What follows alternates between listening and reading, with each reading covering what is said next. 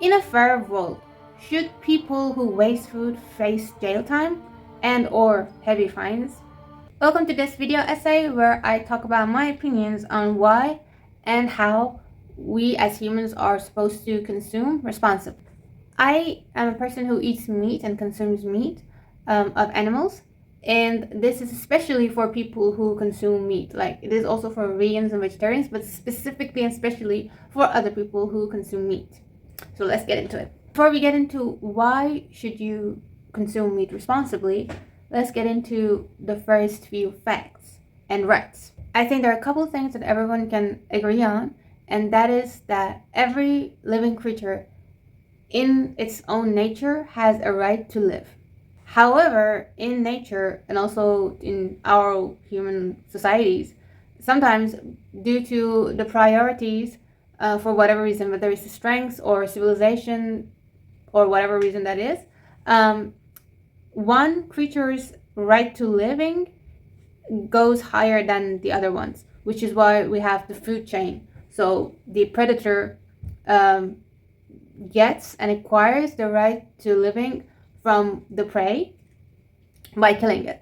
The same thing that happens in human societies where we kill animals because our argument is that if we consume these animals, we preserve our right to live. And we prioritize our right to live over the right to live of animals.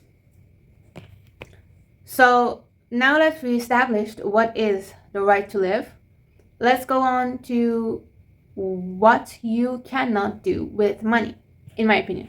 I don't believe money or any means of trade, money being a mean of trade, is powerful enough and eligible enough to acquire and buy the right of living from another creature. Or, like in general, money or means of trade are not powerful enough to be worth a right of life. Therefore, in my opinion, when we buy meat as people or as creatures who are omnivores, and so we also consume meat, a lot of humans do.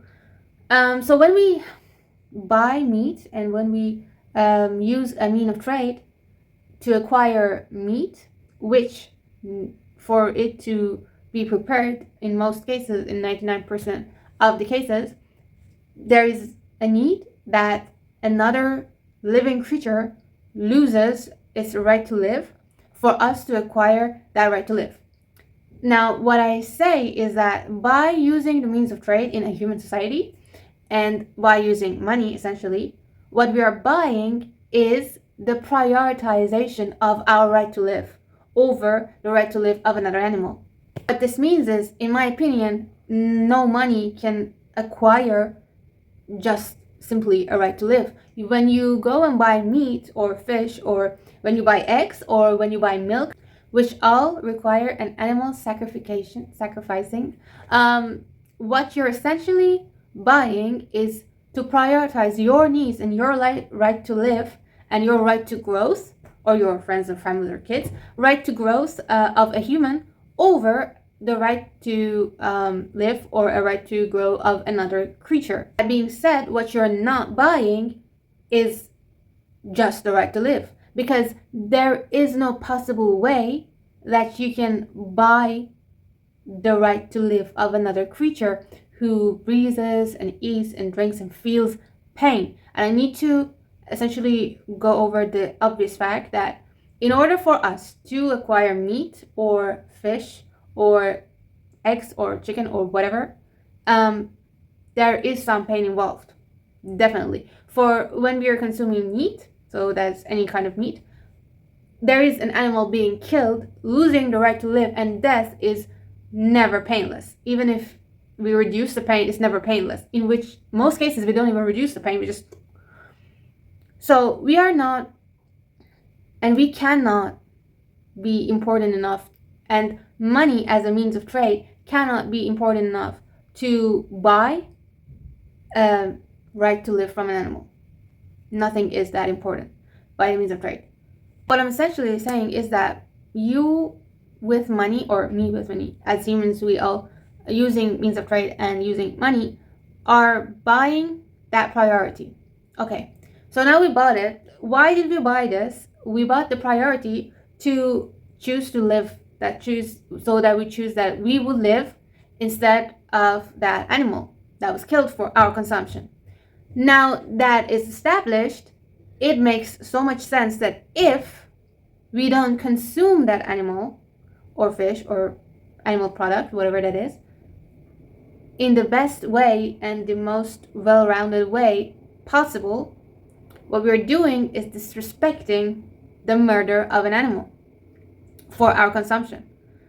So we got our priority by means of trade, and we got to, like, that animal lost its right to live so that we can have and earn or gain a right to live and a right to grow. However, if we stop really benefiting from the animal as much as it is possible for us, like absolutely possible for us, if we stop doing that, that means that the death of that animal and that animal losing its right to live meant nothing, because we also did not use our right to grow and our right to live. So that death was for nothing. That means the humans who waste meat and food, and I am no exception, because throughout my life I have wasted food, I am, to an extent, responsible for a murder of another creature. A direct murder, which was also pointless, and the sole purpose of that murder was to cause pain and cause harm to another living creature, and I am responsible for that. And that's crazy. And to think that I used to do that as a kid, maybe when I didn't finish my food on the table and that food was thrown away. Well, thankfully, my mom also didn't like to waste, but to think about it, there was definitely some incidents where I have wasted food, and in those incidents, I have disrespected the death of that creature, and I have to live with that. But the point being, it should be, in a society, completely unacceptable to waste food. That is the people who don't finish their food in restaurants, the people who, so a lot of people, when they buy a full, like a chicken, they're like, oh yeah, I'm not gonna eat the skin, I'm not gonna use the bones, I'm not gonna do this, I'm not gonna do that. Each section that is being thrown away is a direct disrespect to the murder of that animal that was done for our consumption. Therefore, in my opinion, it makes sense that in a just society, in a fair society, disrespecting another's right to live and another's grace of death, and disrespecting the pain and the death that they went through so that we can acquire a right to live and further nourish ourselves and grow, should come with jail time or a really, really heavy fine. Because, in my opinion, also more so jail time than a fine, because a fine is, again, money, again, a mean of trade. One could argue that if those fines are used in a context that maybe improves the living situation of the animals who we are growing in order to sacrifice for our right to live, if we could further improve their situations, their surroundings and their conditions, okay, to some extent it makes sense for it to be a fine. Otherwise, because being in jail is basically spending some of your time and some of your life, which is a period in which you have the right to live, in a confinement due to an unacceptable behavior that you have shown. So I only feel like that makes sense. But then when you look at it, these animals, the majority of them have spent the majority or all their lives in those confinements and in those prisons or jails and in really bad circumstances and situations, and we are responsible for that. And we are also responsible for that being pointless if we do not consume our food the correct way and wasteless, almost wasteless. Like, as we need to reduce the waste as much as we possibly can. Now, how? So we discussed why, and now I'm going to discuss how I feel like there are steps that we can take in order to reduce the waste, and we need to take them consistently. And like, there should not, I don't feel like there should be a discussion around, do we get a right to waste food or not. It should be, we don't get a right to waste food, because especially when it's the food that's coming from some creature that was killed and slaughtered for you, how does it make sense to have an opinion on another living creature losing breath, losing blood, and just being killed and slaughtered for your consumption, and then you're like, oh, but I don't feel like that, I'm gonna throw it away. That doesn't make any sense. It also goes to other types of food apart from meat and byproducts of animals. It also goes to plants, because the way that we acquire plants is also in itself, at some point of time, it definitely consisted of a death, or multiple deaths, probably multiple deaths and killings and massacres of animals and ecosystems, because we grow our crops where there used to be a forest, and we cut down those forests and those places with wildlife, and we ruin those ecosystems, and those animals usually die. Also, I feel like plants, and we can all agree that plants and trees are also living creatures, and by cutting them down, killing them, we are depriving them of their right to live. Now, when we, instead of those wild trees or forests, we start growing crops, and we start growing food, and then this food comes into our homes and into our plates, and then we don't use that and we throw it away, we are again, indirectly, but still again, disrespecting the death or the murder of multiple animals and or plants, the destruction of ecosystems.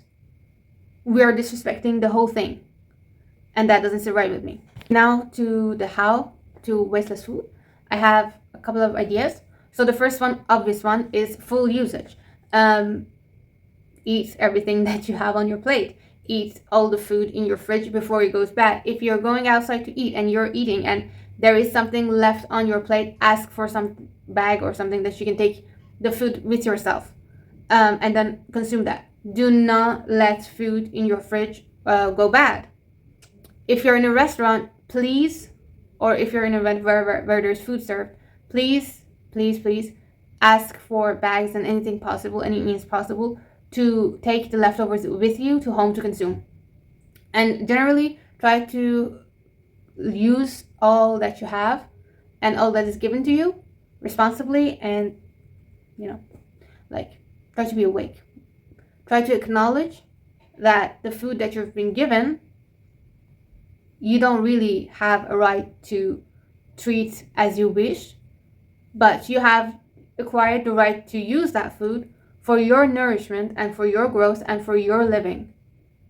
But you don't get to disrespect another living creature and its death by throwing your food away and not nourishing yourself. Second thing that I've figured out is that food scraps are mostly only scraps if you're not creative enough to use them in other means, and there are usually a lot of different means to use them. I'm gonna name a few. For example, today I had potatoes, and I peeled the potatoes in like strips, and I put that with before I start doing that, I made sure that there is no green spots or sprouts on it, because that could be unhealthy and you could get intoxicated from that. But the part that was safe, I cut it in strips, and I put some spices on it and a bit of olive oil, and I put that in my air fryer for about 10 minutes, and then I had potato peel chips kind of thing, and it tasted really good. But it was very weird to my parents that I did that. But like, that was one incident. Another one is after I ate the banana skin, I carve out with like the back of a knife or a spoon or something, and there's like this gluey jelly thing that goes extremely well in your puddings. If you're like pudding, I like pudding, chocolate pudding specifically, it goes amazing in that. But just generally any kind of scraps that you can think of, they are mostly only scraps if you can't think of them to be used in a new way. Another fun thing that I've discovered in my way to not waste food was that you get to have your own experimental journeys with food. For example, I live alone, and in my household, usually the stuff that I bought used to be too much for one person. So I decided that instead of buying a lot of stuff from a lot of recipes, that would eventually end up to some of them going bad, and then I had to throw them away. I decided that I would let my leftovers decide where I'm going to go next. So there was a time that I wanted to bake a cake. So I baked the cake, but I wanted to use whipped cream for frosting, and I bought one of these whipped cream sprays, and I used that, but my cake was done. I still had a lot of whipped cream leftovers. So I went back to the store, and I saw some like mascarpone cheese and stuff. I bought those, and I came back home and I made tiramisu. And then, however, I was not doing it the correct way. So the mixture of mascarpone and whipped cream was too much even after I made tiramisu. So I went back to the store. These were all happening during like the course of weeks, so like not apart from each other, but like generally. I went back to store and I bought chocolate pudding packets, and I came back home and I made that. But then I had leftover pudding packets, so I went back to the store and I bought milk to finish the pudding packets. And after that, I had leftover milk, so I went back to the store and I bought eggs, and then I made another cake, and then the eggs were done, but I still had some leftover milk, so I went back to the store and I bought pudding again. And this is the cycle, it just continues. So I pick my desserts in a way that I can use my leftovers, and then there's something else that's left over, and then I use that, and you get to be creative, and it's really actually fun when you try it. So yeah, that I think is it for this video. I just really wanted to talk about that, and happy not wasting and respecting other animals. Bye!